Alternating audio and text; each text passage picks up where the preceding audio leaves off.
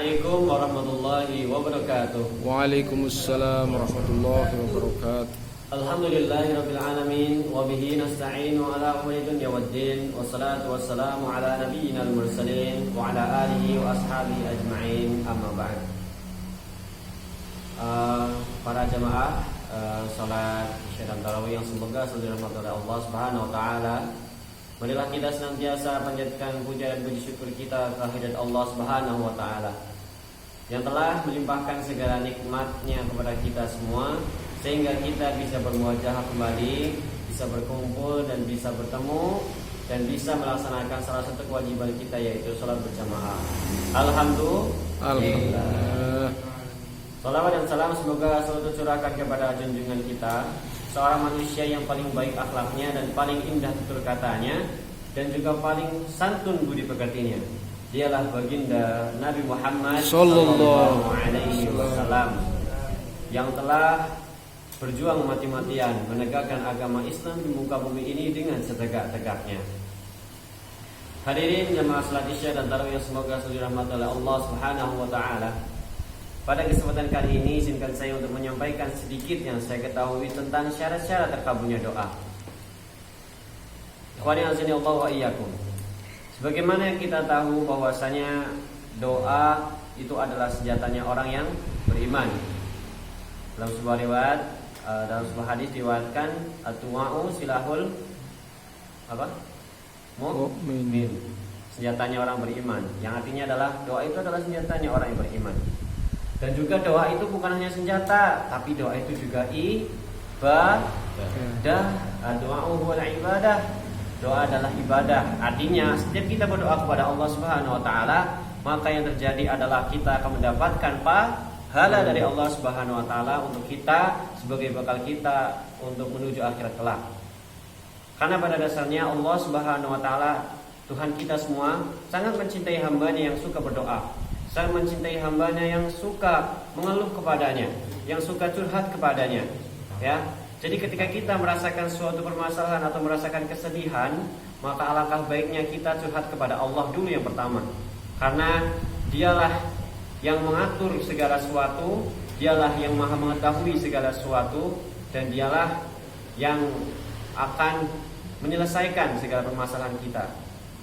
Karena apapun yang terjadi pada diri kita adalah kehendak dari Allah Subhanahu wa taala. Doa adalah senjatanya orang yang beriman. Suatu ketika Umar bin Khattab pernah mendengar para sahabatnya berkata bahwasanya ketika itu setelah berperang kaum muslimin menang dan mereka berkata ini adalah kemenangan kita. Maka Umar bin Khattab pun langsung menolak perkataan itu dan menjawab dengan kata-kata bahwasanya segala kemenangan yang kita dapatkan itu juga adalah akibat dan sebab dari doa-doa yang menuju ke langit dan menyebabkan kemenangan bagi kita semua. Hadirin yang dirahmati Allah Subhanahu wa taala, ada sebuah pertanyaan dalam benak kita pastinya ketika kita telah berdoa di pada waktu yang sangat mustajab, ketika setelah tahajud, di antara azan dan iqamah, setelah salat wajib, ataupun kita berdoa di tempat-tempat yang menurut kita mustajab, seperti ketika berdoa di dalam masjid, ya, masya Allah. Akan tetapi ada dalam rasa diri kita doa itu tidak terkabulkan. Pernah atau tidak? Pernah apa belum? Pernah ya? Pernah insya Allah ya. Pasti semuanya pernah merasakan seperti itu. Nah, ini dia syarat-syarat terkabulnya doa. Agar doa kita bisa dikabulkan ada beberapa syaratnya. Dan yang pertama adalah yang paling penting, jauhi kesyirikan. Atau kita harus berdoa ikhlas karena Allah Subhanahu wa taala. Karena sebagaimana firman Allah yang selalu kita baca ketika sholat dalam 17 rakaat dalam seharinya, dalam sholat wajibnya, maka kita telah berulang kali membacanya. Iyyaka na'budu wa iyyaka nasta'in, yang artinya adalah iyyaka na'budu, hanya kepadamu lah kami menyembah, wa iyyaka nasta'in, dan hanya kepadamu lah kami memohon pertolongan. Jika kita sudah mengucapkannya, maka kita wajib mempraktekannya dengan menghilangkan segala kesyirikan yang ada dalam diri kita. Kita hanya boleh berdoa kepada Allah semata, tidak ada yang lain. Jangan berdoa kepada pohon, ya, ataupun berdoa kepada batu. Naudzubillahi min dzalik. Itu termasuk dalam sebuah kesyirikan dan itu menyebabkan doa kita tidak dikabulkan. Maka dari itu kita harus ikhlas doa kita untuk hanya pada Allah Subhanahu wa taala dan menjauhi segala kesyirikan.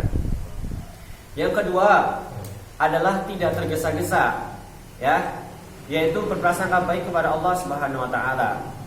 Seperti sebuah cerita ketika seorang yang hendak pergi ke antar pulau dan dia berniat menaiki pesawat, ya, akan tetapi qadarullah pesawatnya terbang duluan, dia terlambat.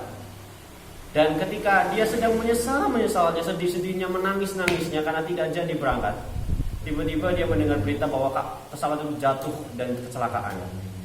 Nah, terkadang itu kita melihat suatu kejadian dari sisi buruknya saja, padahal Allah Subhanahu wa taala pastinya telah menyiapkan takdir yang lebih baik. Karena surat takdir yang Allah ciptakan tidak, kadang-kadang kita tidak seperti loh kok bisa gitu. Gitu. Tidak bisa ditebak dan tidak bisa dibaca. Allah Subhanahu wa taala ketika memberikan cobaan kepada seorang manusia, maka sebenarnya dia sedang menyiapkan sebuah hadiah di akhirnya. Itu dia. Jadi ketika kita tidak merasa doanya tidak dikabulkan, tetap berhusnudzon. Mungkin bukan ini waktu yang tepat Allah mengabulkan doa kita. Gini apa nggih? Nggih. Ya, Mas Supri ya. Oke. Nah, itu yang kedua. Yang ketiga adalah Yang ketiga adalah amar ma'ruf nahi mungkar. Nah, ini amar ma'ruf nahi mungkar. Sebagaimana yang telah kita ketahui bahwasanya amar ma'ruf nahi mungkar adalah kewajiban bagi seluruh umat muslim. Ya. Ada sebuah cerita di mana suatu ketika Syekh Ibrahim ditanya oleh para muridnya, "Wahai ustadzku, wahai guruku, aku telah beribadah, aku telah berdoa kepada Allah Subhanahu wa taala, tetapi kok Allah tidak mengabulkan doaku, padahal Allah telah berfirman, wa qala rabbukum ud'uni astajib lakum, innal ladzina yastakbiruna 'an ibadati sayadkhuluna jahannama dakhilin." Yang artinya adalah, dan Tuhanmu telah berfirman, ud'uni astajib lakum, berdoalah kepadaku maka aku pasti akan mengabulkan doamu. Innal ladzina yastakbiruna 'an ibadati, dan orang-orang yang sombong untuk beribadah kepadaku, sayadkhuluna jahannama dakhilin, mereka semua akan masuk ke dalam neraka jahanam dalam keadaan hina dan hina. Kafir ayat 60. Nauzubillahi min dzalik. Semoga Allah melindungi kita dari sifat sombong untuk beribadah kepadanya. Nah, ketika ditanya seperti itu, Syekh Ibrahim pun menjawab. Dia menjawab seperti ini. Engkau melihat orang yang mati, akan tapi engkau tidak mengambil hikmah dari kematian itu. Engkau makan makanan yang telah Allah berikan, akan tapi engkau tidak mensyukuri nikmat itu. Engkau mengetahui hukum-hukum dalam Islam yang telah diterangkan oleh Rasulmu, akan tapi engkau tidak mengikuti sunnahnya. Maka dari itu, dari apa yang telah disampaikan oleh Syekh Ibrahim ini, intinya adalah ketika kita tidak menjalankan apa yang telah diajarkan oleh Rasulullah SAW, maka ada kemungkinan untuk doa kita tidak dikabulkan. Karena pastinya Allah akan menyayangi hambanya yang taat kepada Rasulnya. Nah, yang terakhir adalah makan makanan yang halal dan minum minuman yang halal. Karena bagaimanapun ketika kita berdoa dalam keadaan perut kita diisi dengan makan makanan yang haram, maka bagaimana Allah akan mengabulkan doa kita apabila dalam daging kita terdapat makan makanan yang haram. Maka dari itu saya simpulkan, yang pertama adalah ikhlas karena Allah, jauhi kesyirikan. Yang kedua adalah jangan tergesa-gesa dan tetap berhusnudzon kepada Allah Subhanahu wa taala. Yang keempat adalah beramal ma'ruf nahi mungkar, dan yang terakhir adalah makan makanan yang halal dan menjauh dari makan makanan yang haram. Seperti itu. Demikian yang dapat saya sampaikan. Bila ada salah saya mohon maaf. Kupat disiram santan sedaya lepat kula nyuwun pangapunten. Wassalamualaikum warahmatullahi wabarakatuh. Waalaikumsalam warahmatullahi wabarakatuh.